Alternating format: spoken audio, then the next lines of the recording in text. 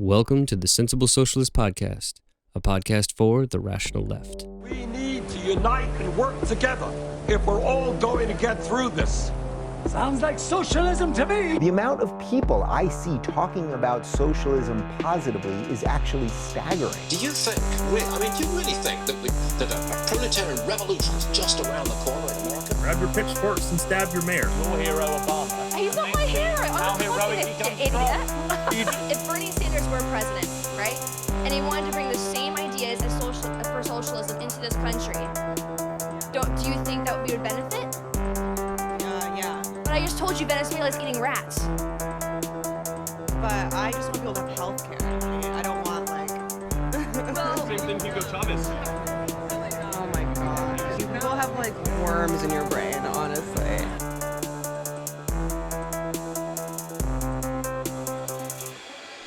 Welcome to the Sensible Socialist Podcast, a podcast for the rational left. I'm your host, Kevin Gustafson.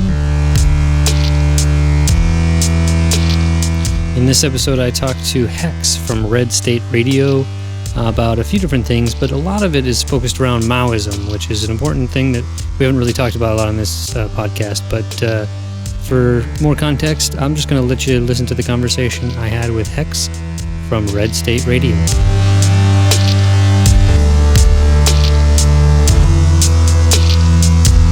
Hex from Red State Radio, thanks for being with me here on the Sensible Socialist. Sure, thanks for having me. So I wanted to just get a little bit of a background about you. You can go into as much detail or as little detail as you want, but just a little bit of a background about sort of who you are or how you came to leftist ideas, and then kind of to pin you down a bit. Make you say where you would find yourself on the political spectrum of the left, because there is Definitely. quite the spectrum. Yes. Yeah. Okay. So I'm from Texas. First of all, it's the logo on the show. But I think as most Texans, you can be like a liberal, but then also I think just Texans in general kind of have a leaning towards libertarianism, right? Mm-hmm. And so I definitely was kind of on that track for a while. I'm kind of the more like calling myself a liberal, but also being like, but the government shouldn't get involved, blah, blah, blah. Sure. And then it got to a point in 2016 when, Bernie was doing his first run, and I was kind of like interested in some of the stuff that he had to say. And so I campaigned for him. Mm-hmm. I was doing like door knocking and stuff like that. Sure. And, in the course of that, I had several people, ask me if I called myself a socialist. And at the time I did, but really I had no idea what I was talking about. You know what I mean? It's just kind of like a thing where I was like, well, I'm here for Bernie. So obviously duh, I'm a socialist. Yeah. That's fairly common, unfortunately. Yeah. And so I had a lot of people, ask me what that means. And pretty consistently, I found I did not have a very good answer to that question. You know what I mean? Mm-hmm. And so then, post-November, I started kind of doing my own research. And basically, from then to now, has just been a series of me going like, oh, fuck, yeah, I do agree with that. But, I didn't even think about that before, and just, diving deeper and deeper and deeper into it, Sure. And so, yeah, if in polite conversation, if people ask, I will still say that I'm a socialist, but I think it's probably more accurate at this point to just say that I'm a communist, as a broad title, Okay. Yeah.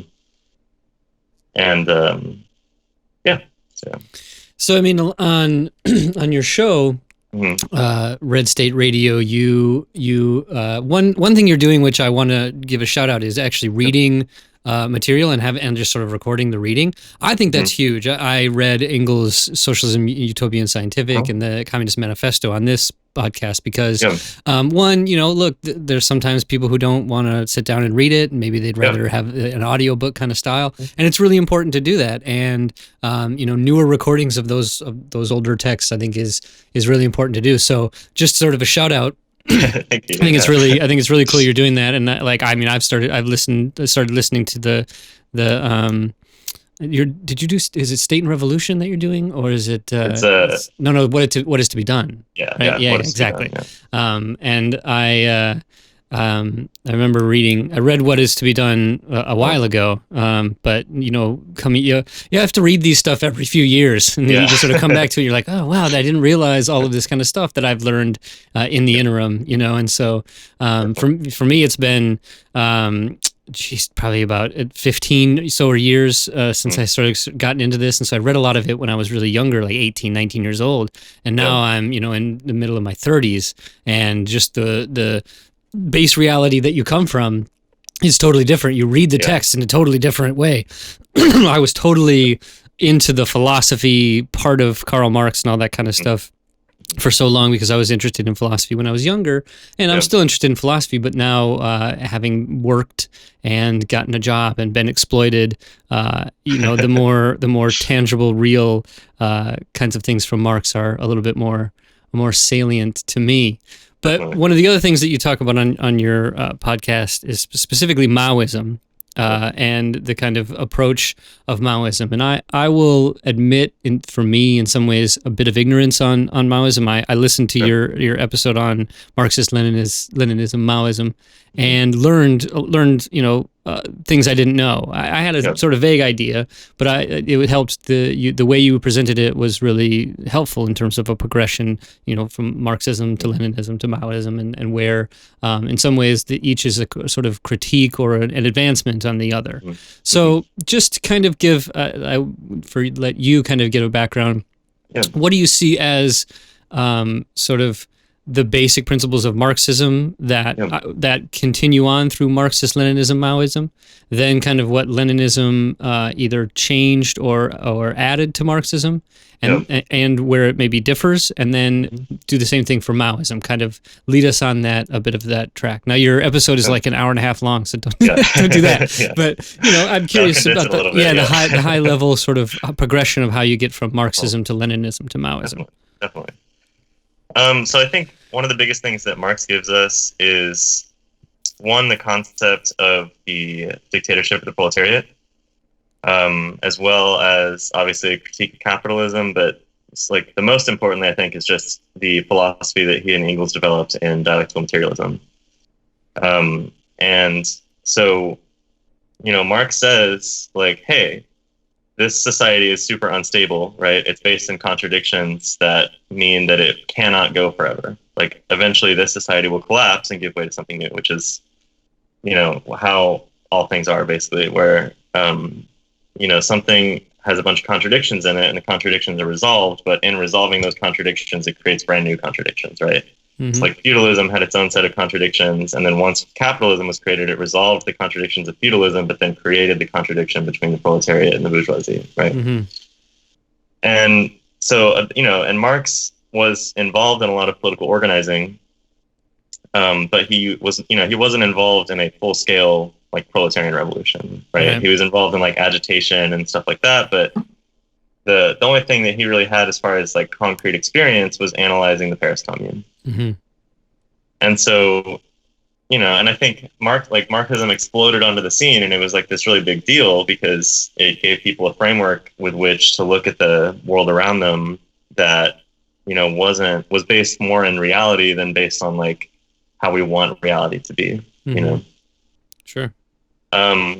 But there was really no, like, because Marx didn't have that experience in the actual act of revolution, he didn't really have any way to accurately say, like, oh, like, this is the methods through which you could actually achieve what I'm talking about. But he just presented that this was a possible outcome of the collapse of capitalism, right? And so, and this is, where we say that Marxism is science, because it is constantly evolving not only, its own understanding of the world, but also as you test Marxism through, the laboratory of revolution, if you will, right? It learns new things and creates new outcomes. And so I think that's an important thing to just think about when we're talking about this progression, is that it didn't just happen because people were, like, just sitting there thinking about it. You know what I mean? It only happened because people were going out and doing a revolution. And so, for example, then you get Leninism because the Bolsheviks were the first group to successfully really stage a socialist revolution. And basically what they were saying with Leninism is like, these are the things that were the most successful for us, right? And from that, you get, the vanguard party. You also get, just more analytical things like Lenin's analysis of imperialism and stuff like that. But I think one of the biggest things is just the vanguard party, and then he kind of starts setting the stage for other theories that Mao would later kind of, expand upon. But with the vanguard party, basically what he's saying is that you can't. He was looking at the experience of past Russian revolutions because there had been a lot of them, right? And one of the biggest problems that they were facing was that there was a lot of these people who were saying like, we have to let the workers' movement kind of organically develop itself, right? Like. And I see that a lot now too, especially the coronavirus stuff going around, where people are like, look, like people are organically going on rent strikes and stuff like that. Yeah. And Lenin says it's true. You know what I mean? Like people will organically organize against capitalism because, I think on a fundamental level, like even if not consciously, a lot of people understand that it's a very like fundamentally oppressive system. Yeah, exactly. Yeah. But Lenin says that that's not enough. Like, because when you limit yourself to economic organizing, right, you're going to be organizing towards economic ends. And the problem with capitalism is that it is a political and an economic system. And so as long as you are only organizing towards economic ends, like a rent freeze or something like that, right, you're going to get concessions, but you're not going to completely overthrow capitalism and create something else. Mm-hmm. And so another thing that, Lenin's talking about here is that like, just over the course of history, right? Like naturally, some people will have experiences that give them more insight to what's going on than other people, right? And so these people can form a vanguard, which basically, it's like, I think one of the handy ways that people have kind of analogized this is that the vanguard would be the head of a spear, whereas the mass movement behind it is the shaft, right? Mm-hmm. And if you think about a spear, like, you can't just like throw spearheads at people. You know what I mean? Like that's not a very effective way to do it. It only really is effective if it has the whole like shaft behind it. Mm-hmm. And so in the same way, Lenin's basically saying like the vanguard are the people that are the most class conscious and the most, aware with all these things. But at the same time, the goal of the vanguard should be to expand the number of people that count within that, right? And like to be constantly like engaging people and bringing them up to their level instead of like what a lot of other people were saying, which is that you should just command people and tell them what to do, and that's preside over them. Yeah, exactly. And sadly, I think that second thing gets applied to Lenin and other figures, which it's unfortunate because really like they spill a lot of ink talking about why that's not the right way to go. You know what I mean? Mm-hmm. So another thing is that with these kind of progressions of Marxism, it's really not. You can't say that it's a progression just because it worked in one country, right? Because each country will have its own set of internal contradictions that don't exist in other countries, right? Yeah. And a lot of them will be similar, sure, as well. But you can't say something is like a universally applicable to capitalism just because it worked in a single country, right? Sure. And so I would say personally that Leninism wasn't fully developed until the 30s, when Leninist parties started cropping up in other countries using Lenin's tactic of the vanguard party to achieve socialism in their own countries, right? Because at that point, then we can say like, oh, this is clearly something that isn't just part of the Russian experience. It could be part of like all of our experiences under capitalism as a means of overthrowing it.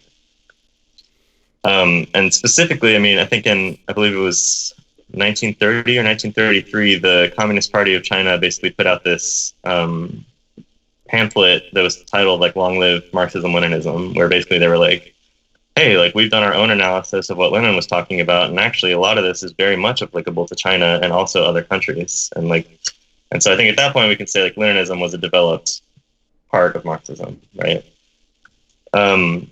Another metaphor you could use is like sharpening a sword.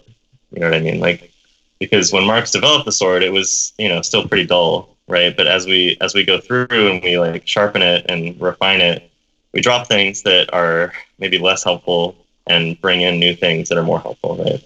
Mm-hmm. Now, Maoism is, again, just like, Leninism was Marxism applied to Russia, but then also the rest of the world. Maoism is the same kind of thing, where it was, again, created by the experience of the Chinese Revolution. But then once they had done their revolution, a lot of other people were saying, actually, a lot of the stuff that they're talking about is applicable to us as well, right? Mm-hmm. And so with Maoism, you get stuff like the mass line, the theory of contradiction, which is what I've kind of been talking about this whole time.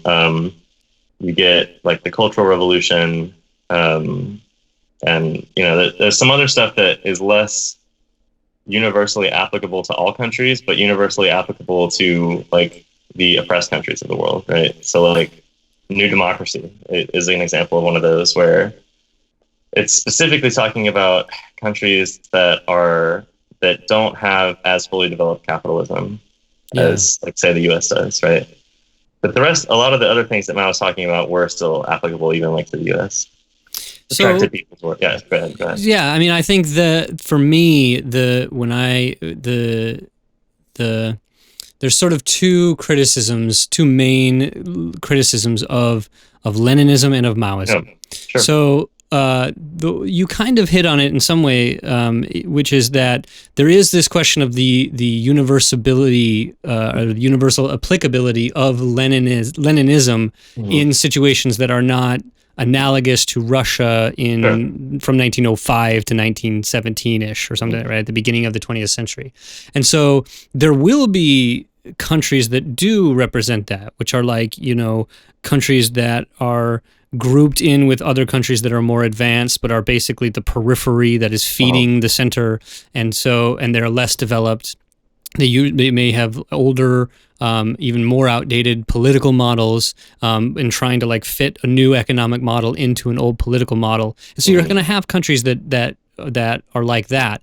And I think even Lenin says in a lot of his writings that, look, the theories that I am talking about are the Marxism theoretical things are sort of universal, and they're theoretical. So anybody anywhere can take those. So that's the criticism of imperialism. That's something that is sort of universal. That doesn't matter where you are. But in terms of the tactics of Leninism, in terms of the things like the vanguard party, I think he says, I don't know if it's probably not what is to be done. And I think it is what is to be done. He even says, look, in places in which the Communist Party would not be illegal, this may not be a tactic that will work, because you don't have to deal with the whole illegality of this. And so do you need to be more conspiratorial? We have to be conspiratorial because we've got the Czech coming after us, and the Ukraina is listening to our, to coming into our meetings, and we're getting arrested and sent to Siberia. But, so we have to have different tactics than you might have in Germany or in Britain or in the United States, or even maybe in China.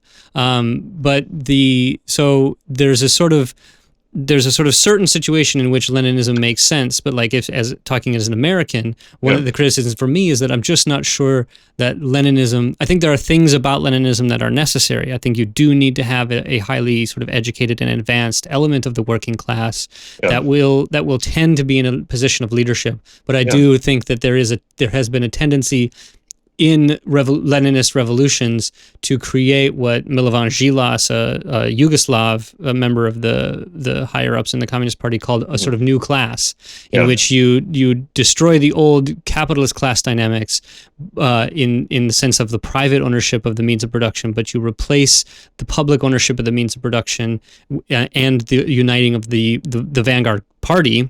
In this sense, the Communist Party, and the Communist Party then becomes almost the new ruling class.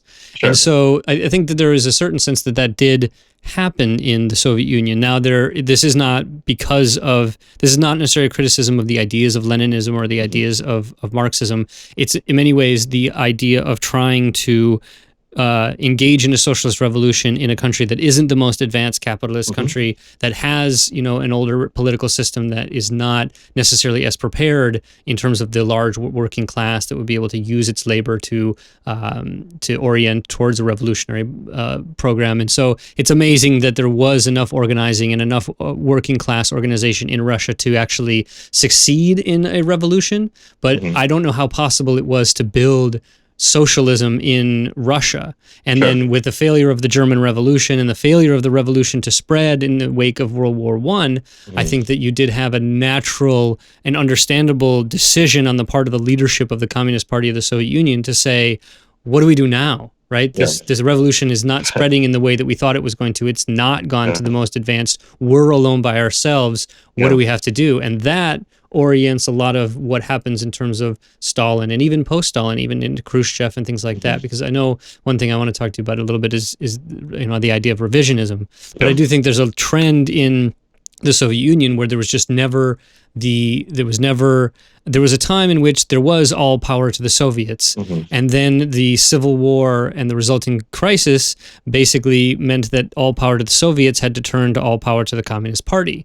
And then there was a sense that it was just never, that switch never got turned back because the crisis continued. The crisis, the Civil War, then the leadership crisis, then the attempts to undermine the regime the whole way through from without and within, then World War II, then the Cold War. I mean, it's just a constant crisis. So there's no way of saying, let's pause this and let's talk about how we can really embody Soviet ownership of, Soviet-run businesses rather than Communist Party-run businesses, which I think that there's a difference. And then Maoism, and I think this is something that applies to Russia in some ways too, is that it was pretty clear for Marx that the agent of revolutionary change was going to be the organized proletariat, which is likely the urban working class. That one of the things that is such an advancement on capitalism is that it essentially rolls over the former peasantry and forces them to go from the countryside into the cities and become part of the urban proletariat. In Russia and in China. So in Russia at the turn of the 20th century, in China in the middle of the 20th century, you're talking about a largely agrarian, largely peasant-based society. And so what sort of Mao's reflection is to basically say, there's a disagreement I have with Marx, that the proletariat also includes the peasantry. And I think Lenin had a very nuanced idea about this. It's sort of like you can make the peasantry into a proletariat by collectivizing labor and urban, sort of tailorizing, for lack of a better term, to make into like a functioning enterprise these estates and these feudal kind of estates. But I think Mao just sort of said, no, they are a member of the proletariat. They're an exploited group of people. They're worker. They work. They don't maybe always make a wage in terms of, they don't necessarily have the same exact relationship to production that an urban proletariat does, but they're generally the oppressed working people. So that's sort of good enough for me. Those people can light the fire of revolution, which was true in China, that they really did. The peasantry was an incredible, invaluable part of the Chinese communist experience. The Long March and all of these kinds of things were only possible because of the group of people that were there, which you're not talking about a lot of urban elite or anything, urban proletariat elite. You're talking about farmers and peasants who would be able to endure these kinds of hardships. And it wasn't until you connected with the urban proletariat that you could have a successful final revolution. And I think that's the experience of Cuba and Vietnam, is that you do need the urban revolution and the peasants to also kind of come together. But it does seem to me a, dare I say, revision of Marx to say that the peasantry could also apply.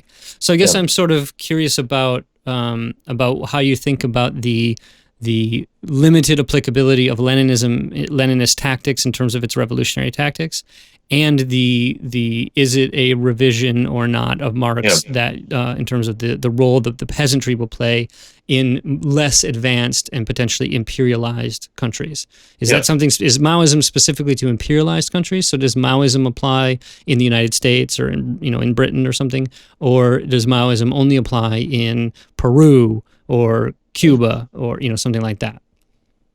Yeah. So to your first point, Leninism, you were talking about how he felt that they had to be kind of more under the radar because of how oppressive the government was. Yeah. And I think that definitely applies to a point in the U.S. as well. So like, obviously, the government isn't necessarily trying to break up the DSA or anything like that, right? But I think part of that is because they don't necessarily see the DSA as a threat to them. Yeah. You know what I mean? Yep. Whereas, I don't know about other states, but in Texas, it is illegal to be a member of a communist party without first registering with the state that you are a member of the Communist Party. And then you have to check in with them every time you go to a meeting, basically, and tell them what you talked about. Right? Wow. Yeah. That's quite the First Amendment right. Yeah. Yeah, and I know, like, at UT Dallas, like, one of their admission rules is that you cannot be a current member of a communist party, basically, like, shit like that. So, yeah. And, on top of that, like, when you look at, say, like, the Black Panther Party, right? Sure. Which was a Marxist-Leninist group that was also influenced by Mao-Tse-Tung thought, which is a different thing, and maybe we can talk about that later, but, the government, like, not only killed them, just, like, straight up, and, like, assassinated people, but also, was really also heavily invested in spying on them and all that kind of thing.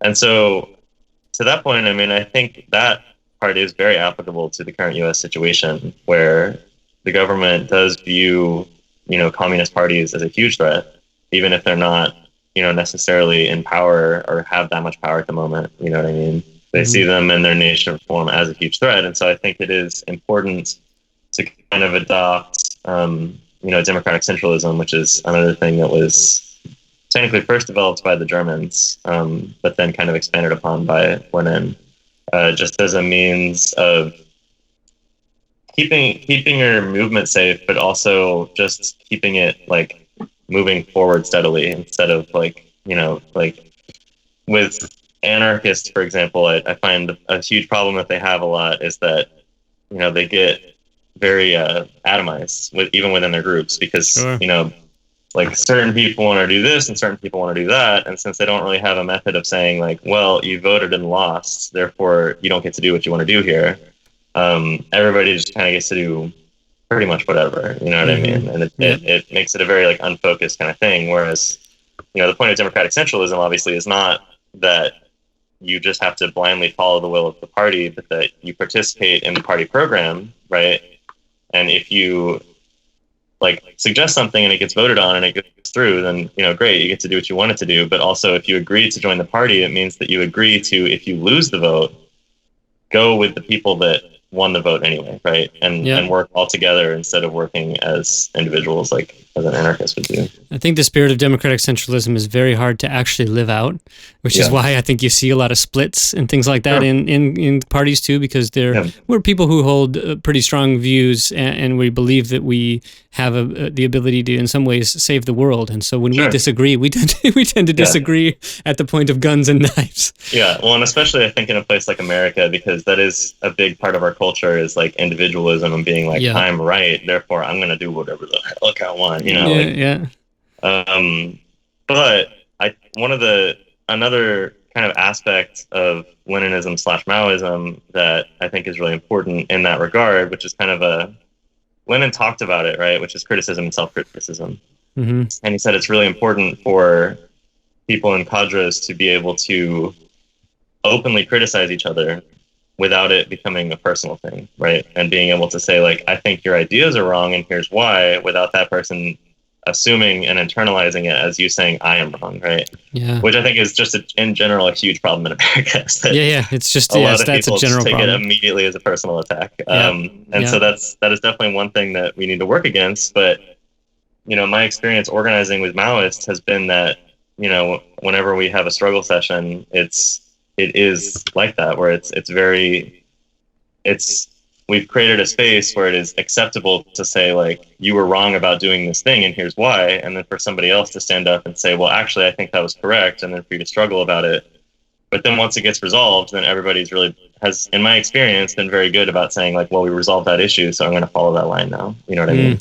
Yeah, you do say in one of your episodes how important it is to recognize that you're wrong about something, and that and that someone is able to educate you on something, and you have to have and I think it's a huge problem that we just don't have. A lot of us don't have the humility to admit that we might not know things, because a lot of us feel like we have all of the answers, and that's partly because we have more answers than your standard milquetoast liberal in terms of why things are the way they are, and actual solutions to these fundamentally structural structural issues that we have.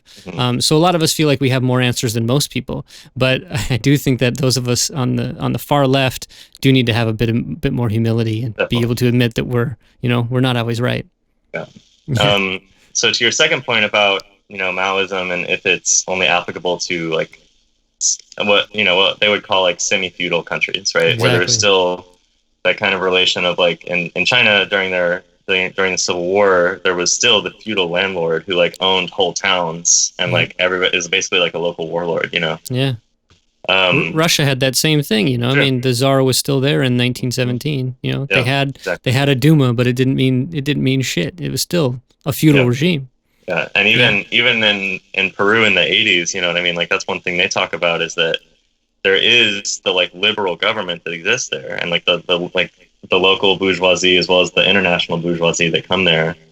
But also they still had a hacienda system, you know what I mean? Where like there would be like large landowners that basically broke it down into feudal tracts.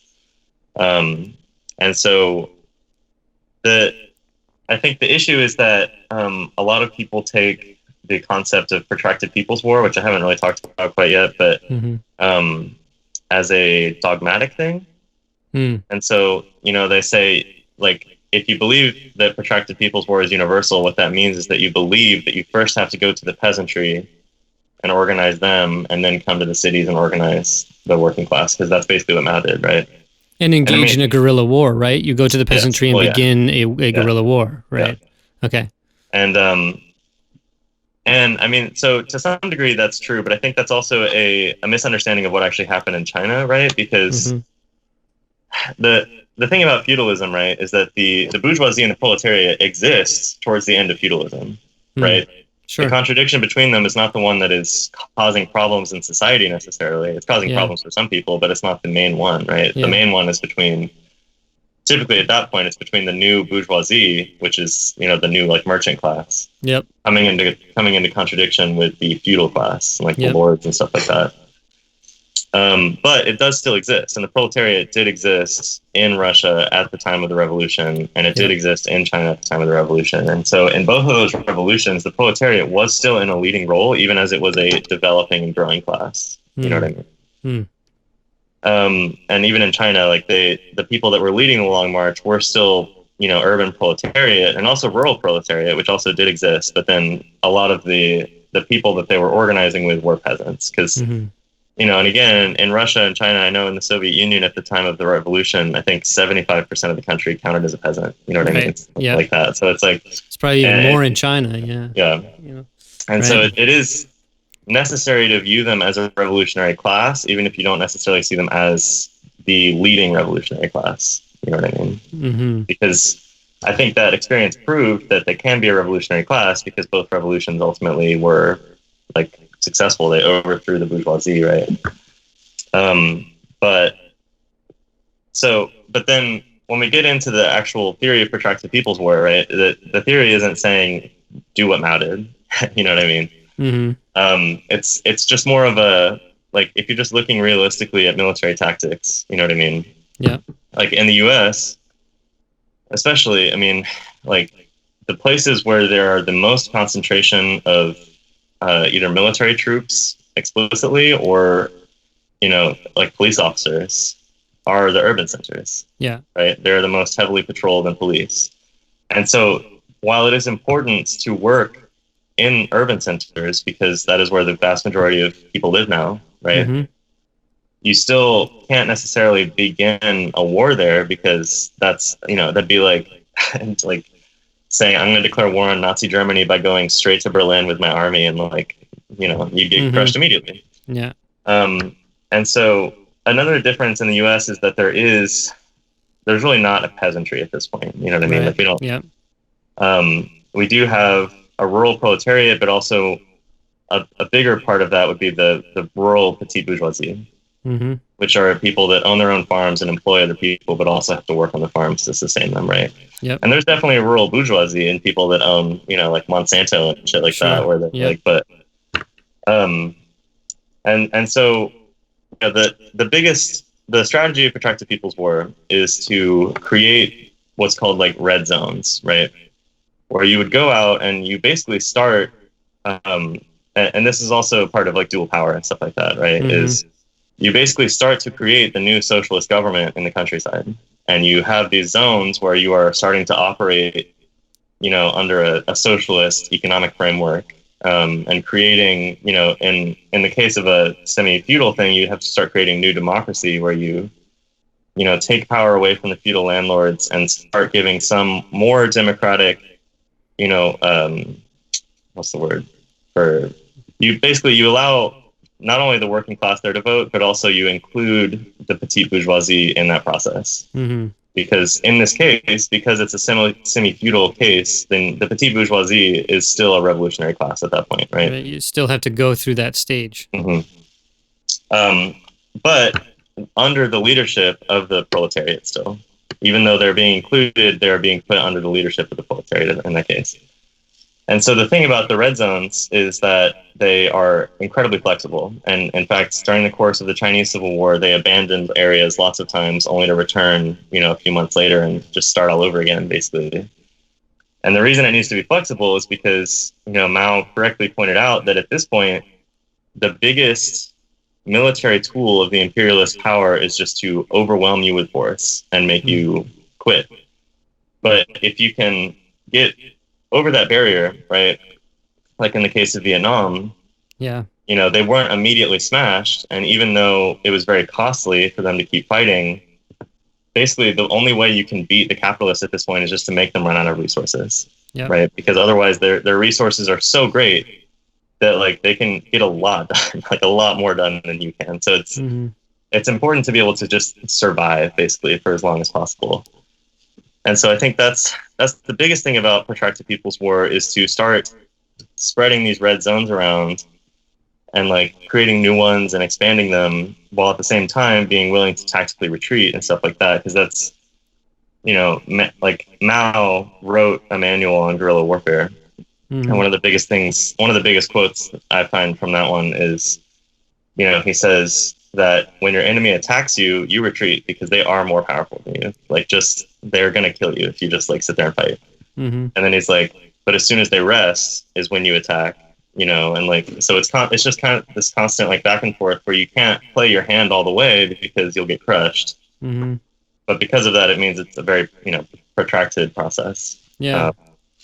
But so even that is applicable to the US. We don't have a peasantry, but that doesn't mean that the theory of guerrilla warfare like that is not applicable to our situation. That's interesting. I think you having come from, I come from a small town in rural Minnesota. It's interesting that in some ways those are the most conservative parts of the country. This is true with any kind of peasantry or rural area, right? They tend to be more conservative, more apt to be supportive of the current regime until the contradictions hit home. And then they tend to be the first to abandon it and to be in some ways the first willing to engage in radical and dare I say military action in protection of this. So if you like, a weird example would be the Bundys, right? Like where you're talking about people. I found that whole situation amazing, right? They're conservative nut jobs, but holy shit, look what they did. Right. And they won, it's like that just shows like to me, one, right. If those were a group of communists, they would have just dropped a bomb on it. But the point remained the same, that it was still an armed representation of power by people from the rural area to demand what they want, and they got concessions. So for all those people who didn't think it was possible or don't think it would be possible for armed groups to maintain some kind of control in places around in the rural of the United States. I'm not sure that that's the case. But I also wonder, that how given the different situation in the United States, you could set up these kinds of red zones through less direct military kinds of ways, right? Like going in, and you wouldn't necessarily have to go and occupy a town, but if the police chief of whatever small town is an avowed communist and is not going to enforce bullshit laws, and the city council is made up fully of communists, the way in which you represent power could be different. The way you get it, maybe through elections, and then maybe you have to hold it through use of force. So for me, it's one of those things where it's important to kind of hear you say too that in some ways Maoism is not just whatever Mao did do. Because I think a lot of people think that. I thought that for a long time. To be honest with you, that Maoists just follow Mao. But I think that there is even a certain amount of criticism of Mao for things that was done, in power. Shook hands with Nixon, you know what I mean? That wasn't great. Wasn't great. It opened up the country to what eventually would be, the pulling back from the more Maoist model and the imposition of the Deng Xiaoping. But I think that brings us to the kind of idea of revisionism and the idea of revisionism, because there is a significant criticism from the Marxist-Leninist and Marxist-Leninist-Maoist camp about the post-Stalin period in the Soviet Union and the post-Mao period in the People's Republic of China, that the 20th Party Congress secret speech about the cult of personality with Joseph Stalin was a kind of retreat back and an opening up in a sort of bourgeoisification of the Soviet Union that would eventually lead to its dissolution in the 90s. I think in the People's Republic of China, you see the reforms of Deng Xiaoping that is Chinese socialism with Chinese characteristics, which really just means a sort of mixed capitalist state ownership kind of system. Still, in some ways oriented to maintain a kind of welfare state. So there is a social contract, but it is not the kind of proletarian-led kind of thing. What I guess sort of in some ways like a dual question. How do you see, do you take the line that this is essentially, was the Soviet Union after Stalin a communist country? Was it a communist country under Stalin? Was it, did Mao establish socialism in China for it to be sort of pulled back by Deng Xiaoping? How do you kind of see those? And I ask this because if you look back at Marx and you see the sort of the most basic agreed to definition of socialism would be something like worker ownership and control of the means of production. Does worker ownership and control of the means of production fit the economic description of the Soviet Union, under Stalin, say, or China under Mao? Did the workers, is it because, frankly, my position is it doesn't seem like it. It does seem like that there is a sort of ruling class of the party leadership that maintains the role of manager and actually employer, so maintains an employee-employer kind of relationship.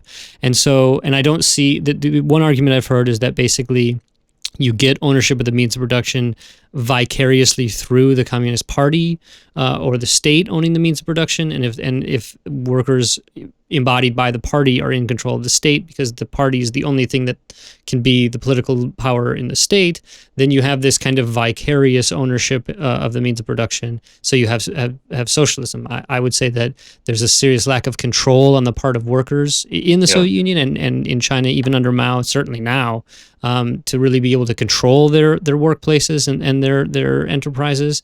And so I guess is revisionism a proper term for systems that may not have introduced socialism to begin with? Is, I guess, the loaded question I give you. So first, I think it's good just to kind of give a baseline, kind of generally, like, what is revisionism, right? And revisionism is anything that basically pulls the teeth of Marxism as it would otherwise be.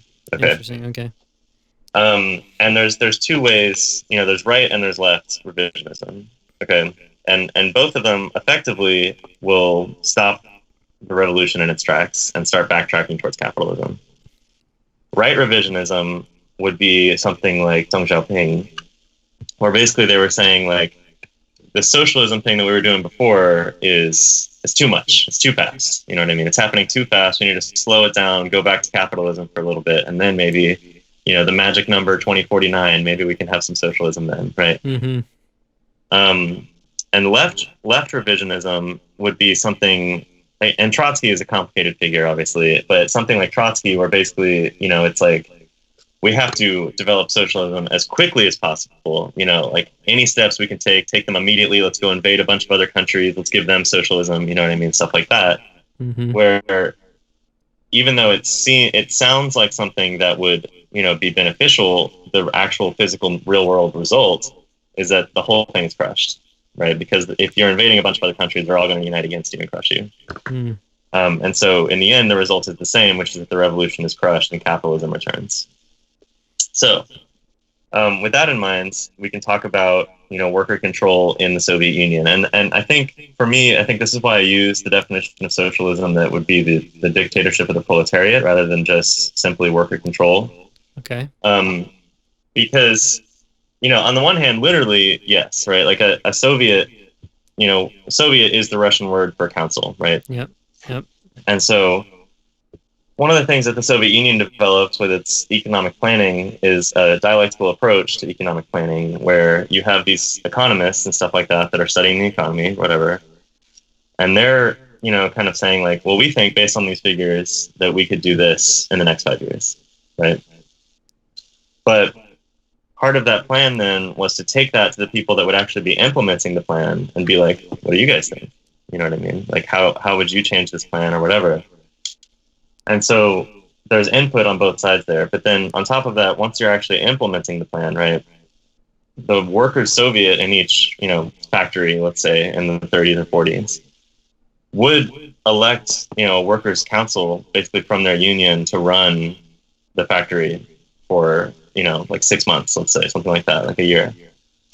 At which point then, new elections would be held and new people would be running the factory. On top of that, at that local Soviet, at each meeting, there would be a member, someone from the Communist Party, attending those meetings as well, so that then they can take what those people are saying at the council meetings, right, and what they're saying about what their own projections are, and input that data into the new plans that are being drawn up.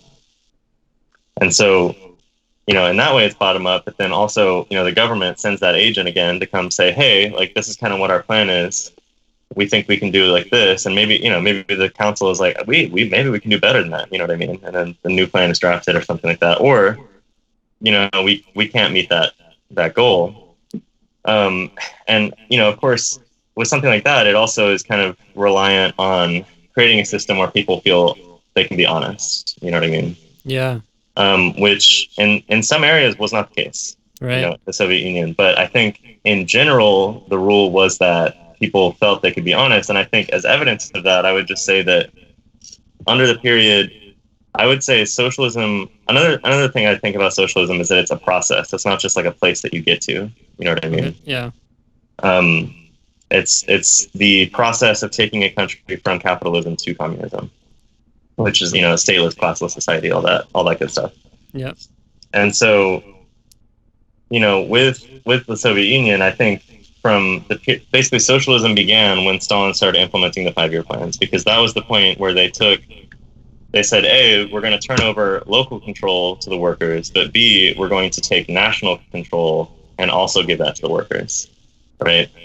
The system of Soviet democracy is actually very similar to our own in that, they elected representatives to represent them at the national level, and that's how a lot of decisions were made.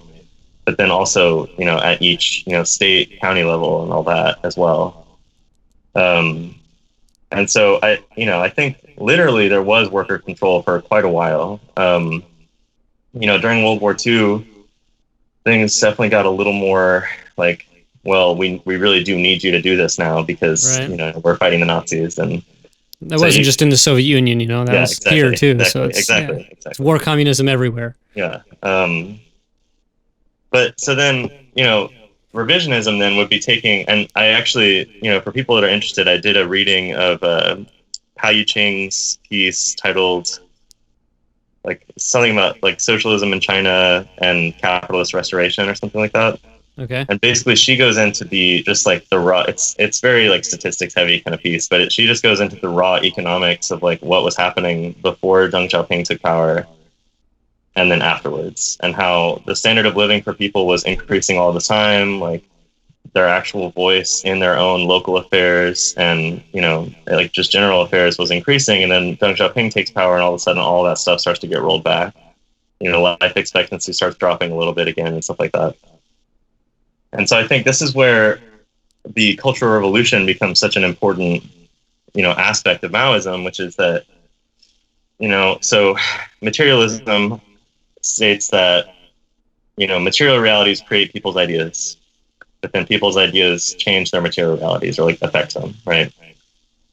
And so the Cultural Revolution is the idea that if you leave the old culture behind, right, after you have your economic revolution, those ideas will start to affect your ability to actually build socialism, right?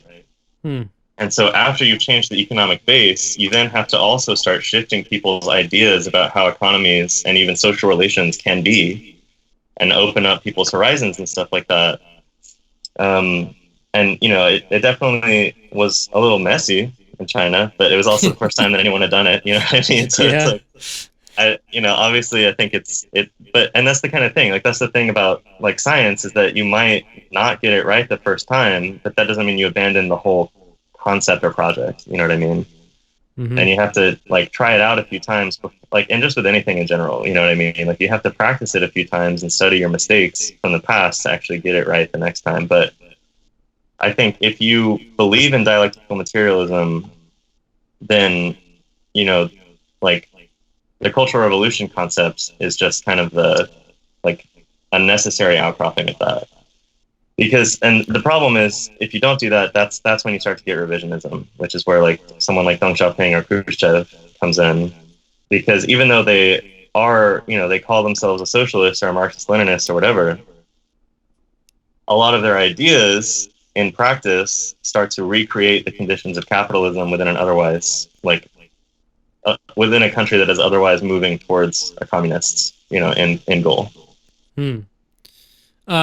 So the last question I want to, I think, one, I really enjoyed talking to you, and I think we should do a number of conversations. I think an entire conversation, I do want to have an entire conversation with you about the dictatorship of the proletariat, sort of what that means and how that looks and how that should function. I think that's been a really frankly problematic term, I think, for a lot of people, and it's misinterpreted by a lot of people. It has 1,000 different interpretations. And so what someone means by it, so if you, like for me, I use that definition of socialism, just the worker ownership and control. If you use dictatorship of the proletariat, I get that. That's not illegitimate, but it really matters what the dictatorship of the proletariat looks like, right? Because I could say the same thing and then just say what the dictatorship of the proletariat is worker control or means of production, but that doesn't really answer what it really looks like. So I think let's have a conversation about that. But in the next like just few minutes that we have, just a quick response to you. I mean, obviously one of the biggest criticisms of the Soviet Union and of China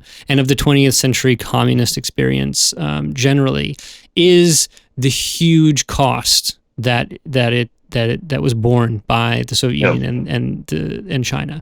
And it has to be stated at the forefront, right, that much of the misery and problems that were caused in those two areas were the product of imperialist intervention.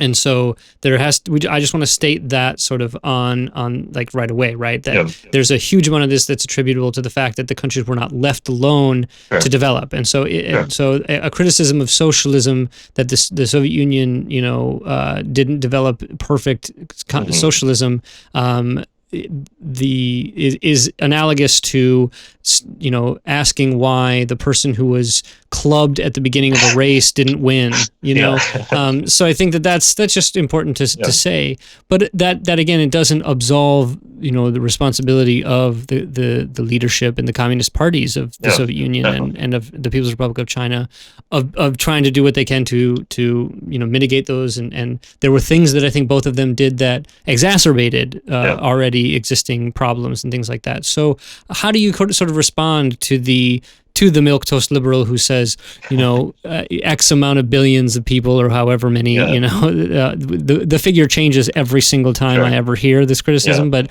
the umpteen millions of lives that that those countries produced is in and of itself a disqualification of the theory. How do you respond to that? So, I mean, a couple of things, and I don't even want to start getting into the like obviously those numbers are super inflated for a lot of reasons, right? But the Black Book of Communism is bullshit. We can just say that, right? You can't really include Nazis in deaths by this by socialism, or famine, famines that weren't basically caused. For sure.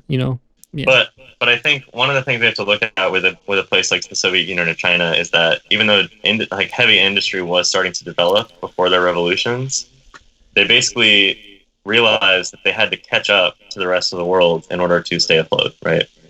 And I mean, it's definitely interesting that they were able to do it, both countries were basically able to almost fully industrialize in 20, 30 years, right? Which is incredible. Yeah.